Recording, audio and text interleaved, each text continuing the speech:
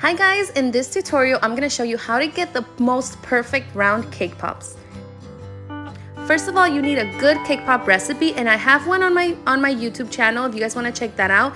It is such a good cake pop recipe because you don't need frosting and it's still sweet and it just comes together perfectly every time.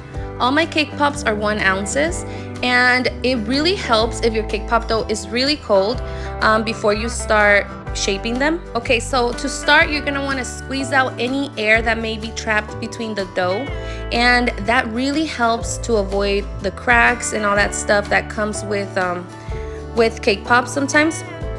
Once you squeeze out all the air, you're gonna start shaping the ball, and right here I'm just using my palms. And if your cake pop is cold, look at how fast it comes together. Right here I'm gonna do it again. Again, I'm squeezing out any air that may be trapped.